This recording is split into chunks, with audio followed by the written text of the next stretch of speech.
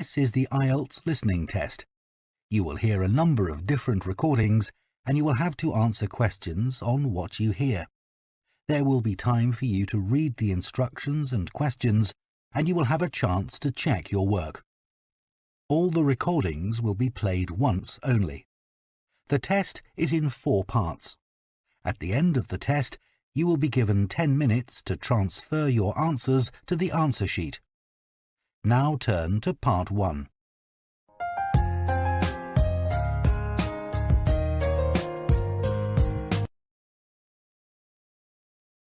Part 1. You will hear a man phoning to inquire about a cleaning service for his apartment. First, you have some time to look at questions 1 to 5.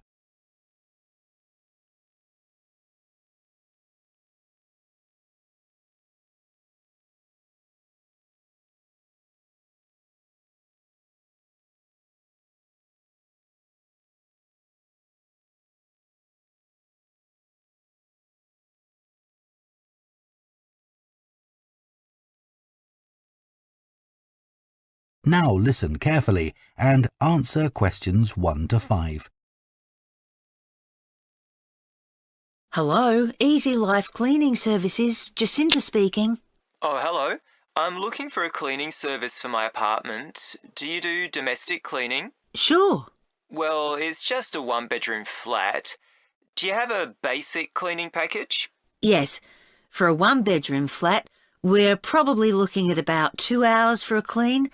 So we do a thorough clean of all surfaces in each room and polish them where necessary.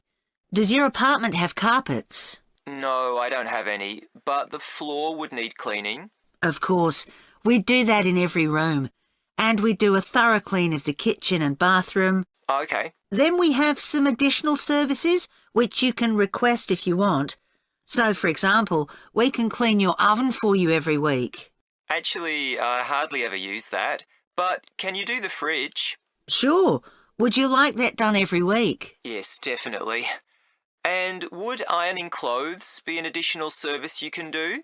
Yes, of course. It wouldn't be much, just my shirts for work that week. That's fine. And we could also clean your microwave if you want. No, I wipe that out pretty regularly, so there's no need for that. We also offer additional services that you might want a bit less often, say every month. So, for example, if the inside of your windows need cleaning, we could do that. Yes, that'd be good. I'm on the 15th floor, so the outside gets done regularly by specialists, but the inside does get a bit grubby. And we could arrange for your curtains to get cleaned if necessary. No, they're okay. But would you be able to do something about the balcony? It's quite small and I don't use it much, but it could do with a wash every month or so. Yes, we can get the pressure washer onto that. Before you hear the rest of the conversation, you have some time to look at questions 6 to 10.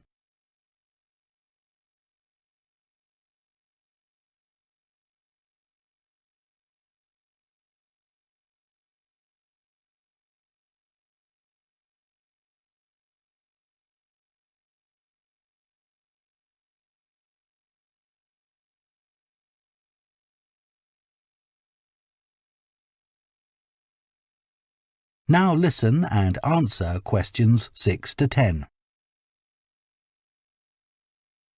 Now, if you're interested, we do offer some other possibilities to do with general maintenance. For example, if you have a problem with water and you need a plumber in a hurry, we can put you in touch with a reliable one who can come out straight away. And the same thing if you need an electrician. Right, that's good to know. I've only just moved here, so I don't have any of those sorts of contacts. And I don't know if this is of interest to you, but we also offer a special vacuum cleaning system which can improve the indoor air quality of your home by capturing up to 99% of all the dust in the air. So if you're troubled by allergies, this can make a big difference. Right, in fact, I don't have that sort of problem, but I'll bear it in mind. Now, can you tell me a bit about your cleaning staff? Of course. So all our cleaners are very carefully selected. When they apply to us, they have to undergo a security check with the police to make sure they don't have any sort of criminal background. And of course, they have to provide references as well. Then if we think they might be suitable for the job, we give them training for it. That lasts for 2 weeks, so it's very thorough, and at the end of it they have a test.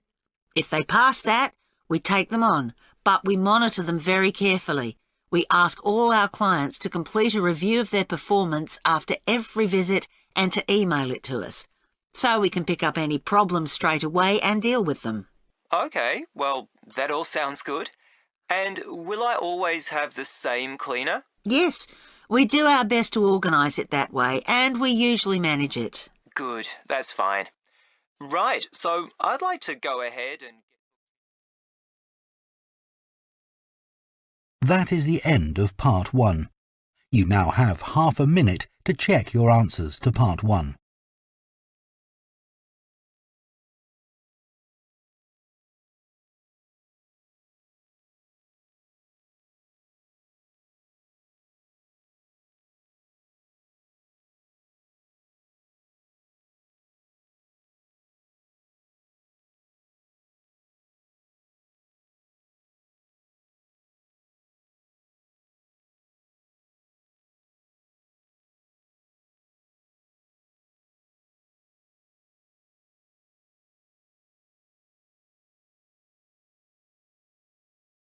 Part 2. You will hear a training manager giving a talk to a group of senior staff from a hotel chain about the problem of high staff turnover. First, you have some time to look at questions 11 to 14.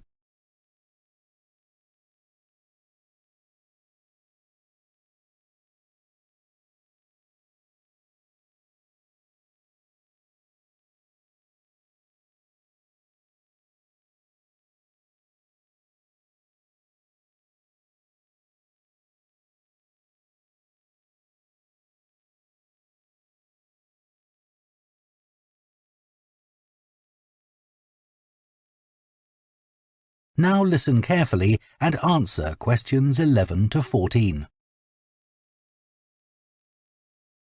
As many of you here today have worked in the hotel industry for some time, I'm sure you have experienced the problem of high staff turnover in your hotels. Every hotel relies on having loyal and experienced members of staff who make sure that everything runs smoothly. If staff are constantly changing, it can make life difficult for everyone. But why do staff leave frequently in many hotels? Of course, many hotel jobs, such as cleaning, are low-skilled and are not well paid. A lot of managers think it's this and the long hours that are the main causes of high staff turnover. But what they don't realise is that it's the lack of training in many hotel jobs which is a huge factor. So what kind of problems does a high turnover of staff cause? Well, having to recruit new staff all the time can be very time-consuming, and managers may have to cover some duties while waiting for new staff to arrive. This means they don't have time to think about less immediate problems, such as how to improve their service. When staff leave, it can also severely affect the colleagues they leave behind. It has a negative effect on remaining staff, who may start to feel that they too should be thinking about leaving. So what can be done to change this situation? Firstly, managers should stop making basic errors which leave their staff feeling upset and resentful. When organising shifts, for example, make sure you never give certain staff preferential treatment. All staff should be given some choice about when they work, and everyone should have to work some evening and weekend shifts. If you treat staff fairly, they'll be more likely to step in and help when extra staff are needed. Keeping staff happy has other tangible benefits for the business. Take the Dunwich Hotel as an example. It had been experiencing a problem with staff complaints, and in order to deal with this, invested in staff training and improved staff conditions. Not only did the level of complaints fall, but they also noticed a significant increase in the amount each customer spent during their stay. They have now introduced a customer loyalty scheme, which is going really well. Before you hear the rest of the talk, you have some time to look at questions 15 to 20.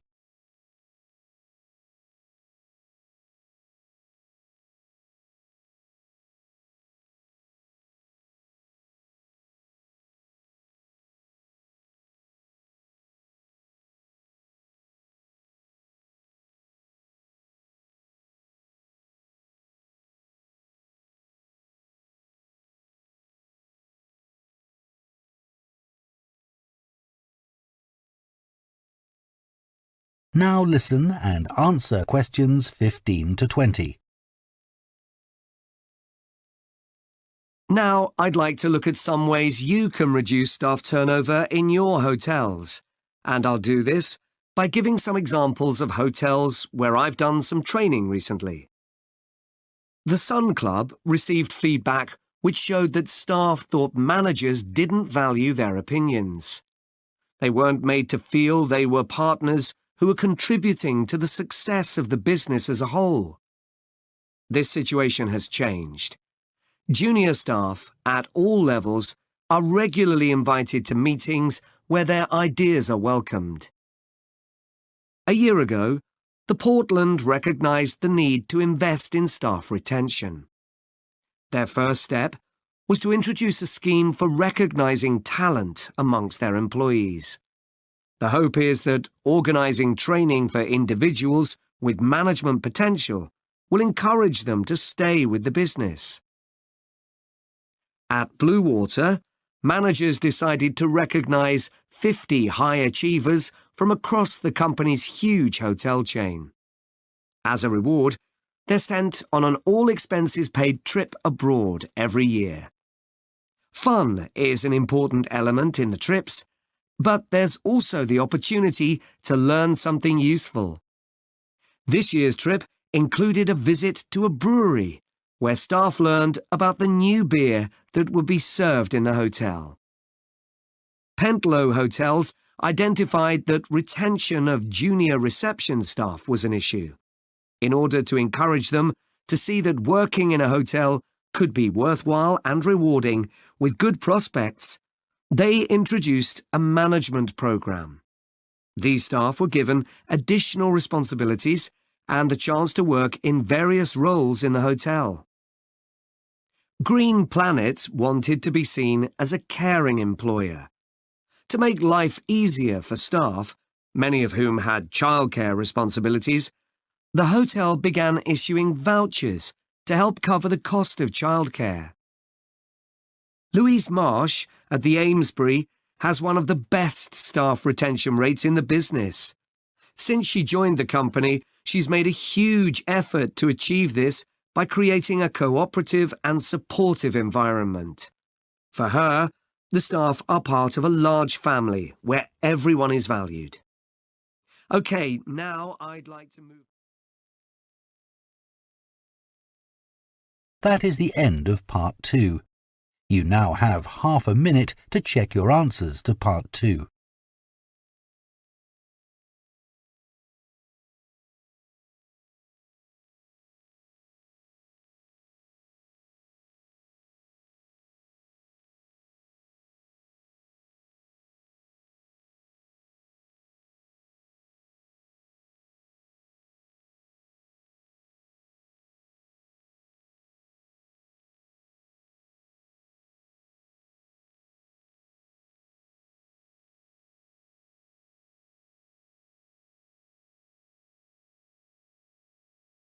Part 3. You will hear two students called Jean and Thomas discussing their sports science course. First, you have some time to look at questions 21 to 24.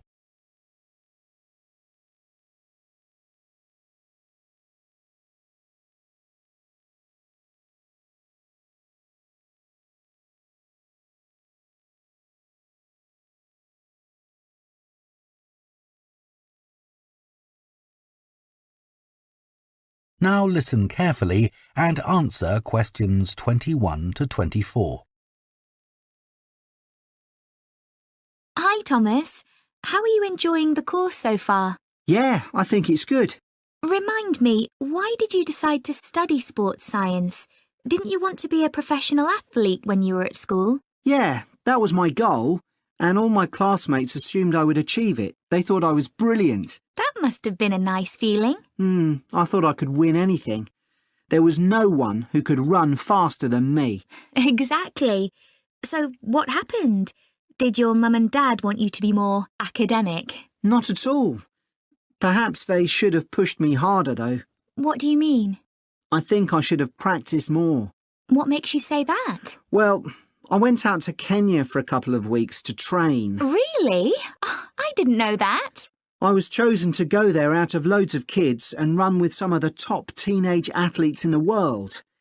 And I was so calm about it. I just kept thinking how fortunate I was. What a great chance this was. Everyone back home was so proud of me.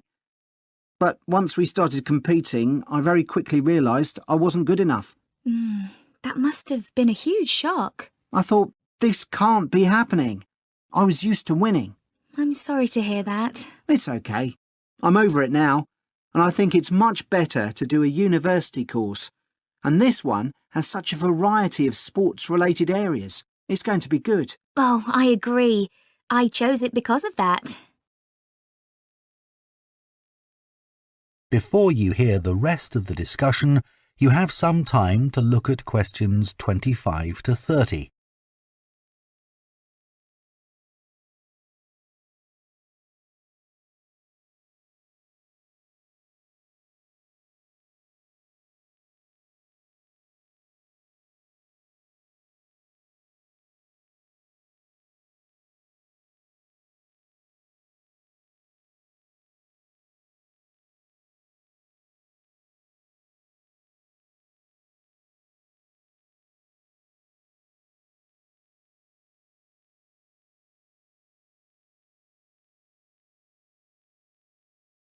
Now listen and answer questions 25 to 30. So, Jian, have you thought of any ideas for the discussion session next week on technology and sport? We have to cover more than one sport, don't we? Yeah. You know, we always think technology is about the future, but we could gather some ideas about past developments in sport. Look at early types of equipment, perhaps. I remember reading something about table tennis bats once, how they ended up being covered with pimpled rubber. 'Cause they were just wooden at first, I'd imagine. Yeah. In about the 1920s, a factory was making rolls of the rubber in bulk for something like horse harnesses. Really? Yeah, and someone realised that it would make a perfect covering for the wooden bats. So, what about cricket? That's had a few innovative changes. Maybe the pads they wear on their legs? I don't think they've changed much, but I'm just looking on the internet. And it says that when the first cricket helmet came in 1978, the Australian batsman who first wore it was booed and jeered by people watching because it was so ugly. Wow! Players have to protect themselves from getting hurt. I mean, everyone wears one now. Unlike the cycle helmet. Well, unless you're a professional.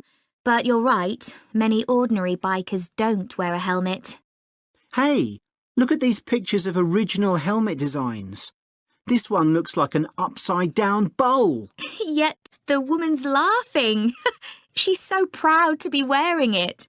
It says serious cyclists ended up with wet hair from all the hard exercise. I guess that's why they have large air vents in them now, so that the skin can breathe more easily. OK, so we've done helmets. What about golf balls? Or better still, golf clubs. They've changed a lot. Yeah. I remember my great-grandfather telling me that because a club was made entirely of wood, it would easily break and players had to get another. There's no wood at all in them now, is there? No, they're much more powerful. The same must be true of hockey sticks. I don't think so, because players still use wooden sticks today. What it does say here, though, is that when the game started, you had to produce a stick yourself. I guess they just weren't being manufactured. So, one more perhaps? What about football? Well, I know the first balls were made of animal skin. Yeah, they covered them with pieces of leather that were stitched together. But the balls let in water when it rained. Oh, that would have made them much heavier. That's right. You can imagine the damage to players' necks when the ball was headed. Oh, how painful that must have been. Yeah. Well, I think we can put together some useful ideas and... That is the end of part 3. You now have half a minute to check your answers to part 3.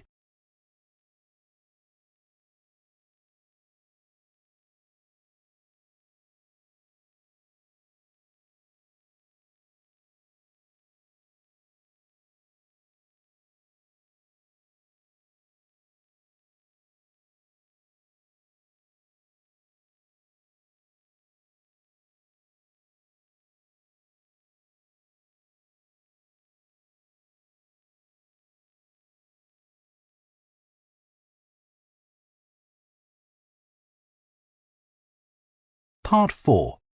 You will hear a presentation by a food science student about the production of maple syrup. First, you have some time to look at questions 31 to 40.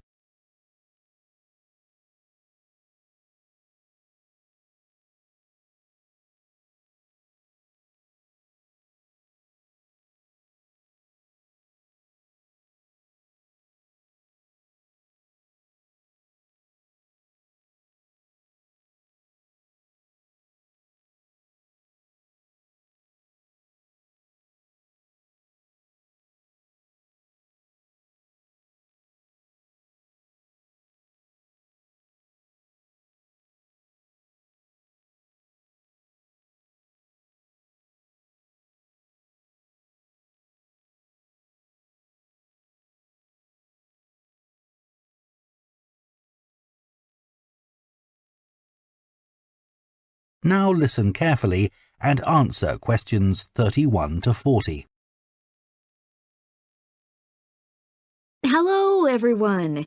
Today, we're going to look at another natural food product, and that's maple syrup. What is this exactly? Well, maple syrup looks rather like clear honey, but it's not made by bees. It's produced from the plant fluid, or sap, inside the maple tree, and that makes maple syrup a very natural product. Maple syrup is a thick, golden, sweet-tasting liquid that can be bought in bottles or jars and poured onto foods such as waffles and ice cream, or used in the baking of cakes and pastries. It contains no preservatives or added ingredients, and it provides a healthy alternative to refined sugar. Let's just talk a bit about the maple tree itself, which is where maple syrup comes from. So, there are many species of maple tree, and they'll grow without fertilizer in areas where there's plenty of moisture in the soil. However, they'll only do this if another important criterion is fulfilled, which is that they must have full or partial sun exposure during the day and very cool nights. And I'll talk more about that in a minute. There are only certain parts of the world that provide all these conditions. One is Canada, and by that I mean all parts of Canada. And the other is the northeastern states of North America.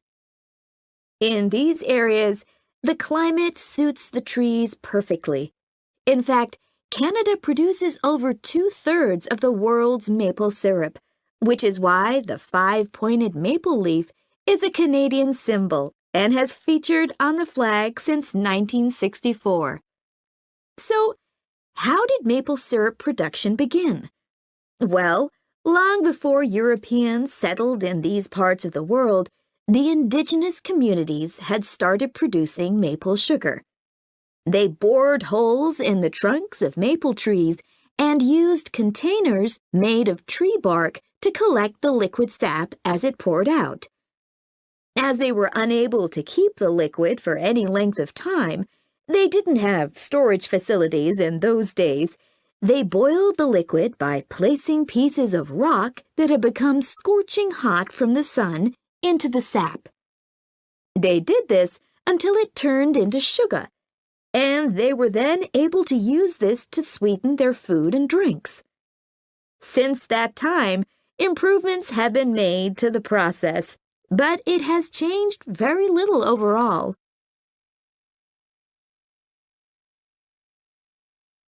So, let's look at the production of maple syrup today.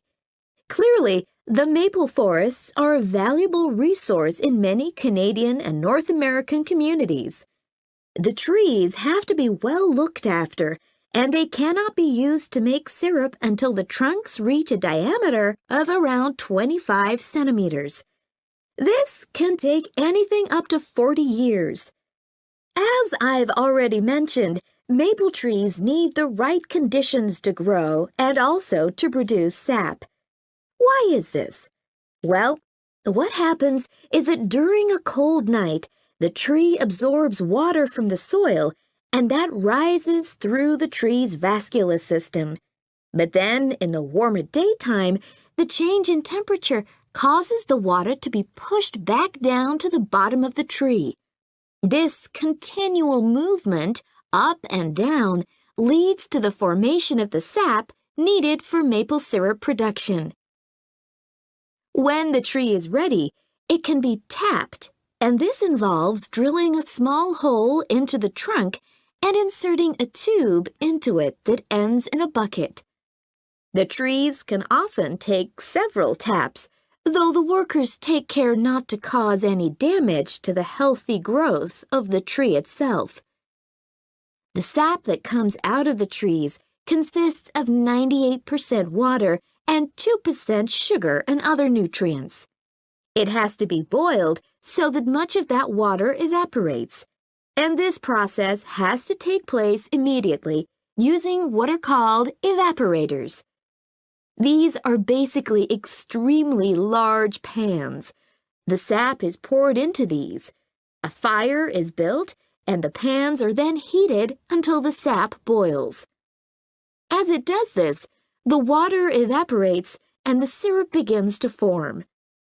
The evaporation process creates large quantities of steam, and the sap becomes thicker and denser, and at just the right moment, when the sap is thick enough to be called maple syrup, the worker removes it from the heat. After this process, something called sugar sand has to be filtered out, as this builds up during the boiling and gives the syrup a cloudy appearance and a slightly gritty taste. Once this has been done, the syrup is ready to be packaged so that it can be used for a whole variety of products. It takes 40 liters of sap to produce 1 liter of maple syrup, so you can get an idea of how much is needed. So that's the basic process. In places like Quebec, That is the end of Part 4. You now have 1 minute to check your answers to Part 4.